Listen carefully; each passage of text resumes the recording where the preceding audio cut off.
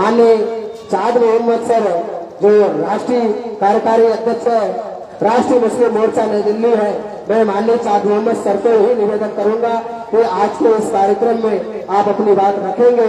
तो जो भी साथी आना चाहते हैं वो साथी आदरणीय आनंद इस्लाम साहब को व्यक्तिगत जन आंदोलन निर्माण निधि भेंट करने के लिए वो जल्दी आ जाए। जो भी साथी 150, 200, 500, 1000, 2000, 5000 जो सहयोग करना चाहते हैं साहब को, जो भी हमारी महिलाएं माता बहनाएं भी सहयोग करना चाहती है वो जल्द से जल्द साहब के पास ये जन आंदोलन निर्माण निधि भेंट करने के लिए आ जाए। जो साथी करना चाहते हैं वो आए, मैं उनको निवेदन करता हूँ। और सभी साथियों को मैं निवेदन करता हूँ जो लोग उधर खड़े हैं आप लोग कुर्सियों पर, ये कुर्सियां जो टेंट के अंदर लगी हुई है उन कुर्सियों पर आप अपना स्थान ग्रहण करें। जो साथी आना चाहते हैं वो जल्दी आ जाए। तो साथियों जो भी साथी साहब को जन आंदोलन निर्माण निधि भेंट करना चाहते हैं, माननीय सपना रानी मैडम आप भी साहब को कुछ भेंट करना चाहते हैं तो आ जाइए। तो साथियों में महिलाओं को भी जो भी लोग करना चाहते हैं वो जल्दी साहब के पास जन आंदोलन निर्माण निधि भेंट करने के लिए आ जाए। तो उसके बाद हम लोग इस कार्यक्रम को शुरू करेंगे। जो साथी आना चाहते हैं वो आ जाए। आज साथियों हमारे नौजवान भी कुछ आना चाहते हैं, आप लोग आ जाइए, जल्दी आ जाए। जो भी आप करना चाहते हैं कि ये परिवर्तन यात्रा लगातार 365 दिन तक इस देश में चले, इस परिवर्तन यात्रा को इस समाज के सहयोग से हम लोग चला रहे हैं और आदरणीय आनंद इस्लाम साहब आप लोगों के सहयोग से इस देश में चल रहे हैं। तो आप लोग जो भी सहयोग करना चाहते हैं कि हमें सहयोग आदरणीय आनंद इस्लाम साहब से हम लोग करना चाहते हैं, तो जो भी महिलाएं, जो भी हमारे नौजवान युवा साथी साहब को सहयोग करना चाहते हैं, हमारे किसान, विद्यार्थी, युवा, बेरोजगार, जो भी आप करना चाहते हैं, अगर आप 10 रुपए भी साहब को देना चाहते हैं तो आप आकर के साहब को 10, 20, 50, 100, 200, 500, 1000, 2000, 5000, 10,000 जो देना चाहते हैं वो जन आंदोलन निर्माण निधि देने के लिए आप लोग आ सकते हैं। और ये जन आंदोलन निर्माण निधि से ही साथियों हम लोग इस देश में परिवर्तन यात्रा चला रहे हैं। ये जितना सब कुछ हम लोग लेकर चल रहे हैं देश भर में, ये आप लोगों के सहयोग से चल रहे हैं। आप लोग ऐसा करें। तो साथियों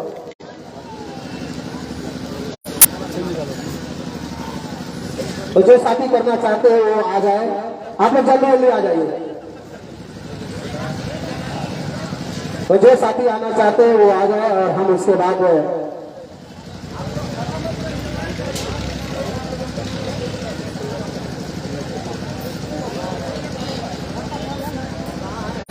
जो भी साथी आना चाहते हैं वो जल्दी आ जाए और उसके बाद हम लोग साहब को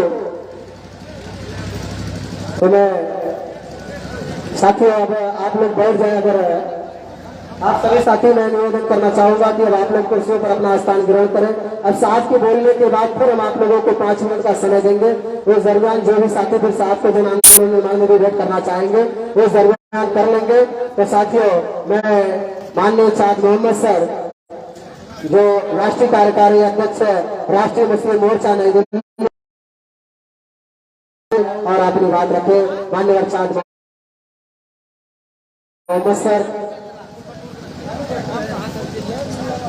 बहुत बहुत धन्यवाद।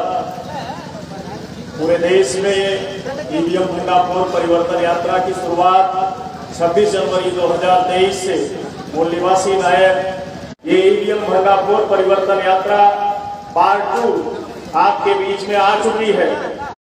साथियों इस देश में ईवीएम के जरिए शासक जातियों के द्वारा इस देश में ओबीसी, एससी, एसटी, माइनॉरिटी के संवैधानिक अधिकारों को या हम कहें दस्तूर ने जो हमें इस देश के मूल निवासी बहुजनों को हक और हकूक दिए उसको खत्म करने की लगातार कोशिश की जा रही है। चूंकि ईवीएम इलेक्ट्रॉनिक वोटिंग मशीन है, एक इलेक्ट्रॉनिक डिवाइस है, उपकरण है और ये संवेदनहीन मशीन है, इसके अंदर कोई संवेदना नहीं। तो आज जो शासक जातियों के लोग चुन के आ रहे हैं वो संवेदनहीन मशीनों से चुनकर आ रहे हैं, इसलिए उनके अंदर आज कोई संवेदना इस देश के लोगों के लिए, इस देश के मूल निवासी बहुजनों के लिए उनके अंदर दिखाई नहीं देती है।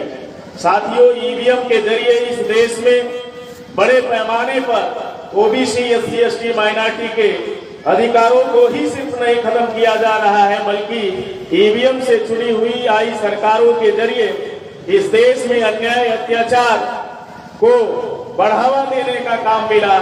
बड़े पैमाने पर अन्याय अत्याचार इस देश के ओबीसी एससी एसटी माइनॉरिटी के लोगों पर बड़े पैमाने पे हो रहे हैं। अगर हम बात करें ईवीएम से चुनी हुई आई सरकारों की, पिछले 2 दशक से लगातार मुसलसल तौर पे ये कोशिश कर रहे हैं और उनकी कोशिशों से आज के तारीख में अगर हम बात करें अपने कौम की, तो आज ईवीएम से चुनी हुई असंवैधानिक सरकारों से, गैर लोकतांत्रिक सरकारों की वजह से इस देश में आज के तारीख में कभी मुसलमानों की मॉब लिंचिंग के नाम पर हत्याएं की जाती है, तो कभी गौकशी के नाम पर हत्याएं की जाती है, तो कभी लव जिहाद के नाम पे नौजवान मारे जाते हैं, तो कभी हमारी तहजीब को खत्म करने के लिए 3 तलाक जैसे बिल और कानून बनाए जाते हैं, कभी नमाज, कभी हिजाब और कभी इस मुल्क में नबी के साथ जैसी गुस्ताखी। इस देश में ईवीएम से चुनी हुई सरकारों के आने की वजह से इस देश में हम ऐसा कह सकते हैं, इंसाफ का निजाम कायम होने के बजाय जालिमों का निजाम कायम हो गया है। लेकिन मैं ये कहना चाहूंगा कि हमारे बीच में जब तक मूल निवासी नायक मान्यवर राव मेश्राम साहब हैं, तो मैं कहा करता हूं, you can fool some people for some time, you can not fool all the people for all the time. कुछ लोगों को कुछ समय के लिए मूर्ख बनाया जा सकता है, लेकिन जब तक हमारे बीच में मूल निवासी नायक मान्यवर राव मेश्राम साहब हैं, तब तक इस देश के मूल निवासी बहुजनों को हमेशा के लिए मूर्ख और गुमराह और गुलाम नहीं बनाया जा सकता है। साथियों, इस व्यवस्था परिवर्तन की लड़ाई में और इस मुकद्दस इबादत के महीने में, माह रमजान के महीने में, हम हमारे कौम के लोगों को कसम खानी होगी कि भारत में हमें जालिमों के साथ इत्तेहाद कायम नहीं करना है, ना ही जालिमों का साथ देना है, मजलूमों का साथ देना है, मजलूमों के साथ इत्तेहाद कायम करना है और इस देश से जुल्म के निजाम को खत्म करके इंसाफ का निजाम कायम करना है। इस बुनियाद पर हमारे लोगों को कोशिश करने की जरूरत है। आज की तारीख में पूरे भारत में ओबीसी एससी एसटी माइनॉरिटी के मुद्दों पर अगर कोई जमीनी सतह पे अगर लड़ाई लड़ रहा है, जद्दोजहद कर रहा है, तो मूल निवासी नायक मान्यवर राव मेश्राम साहब है। 29 जनवरी 2020 को जब इस देश में नरेंद्र मोदी, अमित शाह, ईवीएम से चुनी हुई आई सरकार जब एनआरसी और सीए का मामला खड़ा किया, सिटीजनशिप अमेंडमेंट एक्ट का मामला खड़ा किया, पूरे देश में कोई संगठन, कोई राजनैतिक संगठन, सामाजिक संगठन का रहनुमा सामने नहीं आया।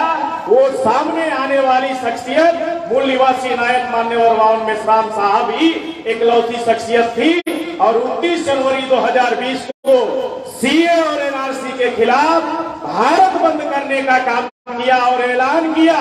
नरेंद्र मोदी और अमित शाह को अगर एक बात की अगर ये जायज औलाद है, हम मेश्राम साहब ने कहा कि हम चाहते हैं इस देश से 100% 100% घुसपैठिए बाहर जाने चाहिए, लेकिन बशर्ते एनआरसी हो, 100% एनआरसी हो, कागज के आधार पे नहीं, डीएनए के आधार पे एनआरसी हो।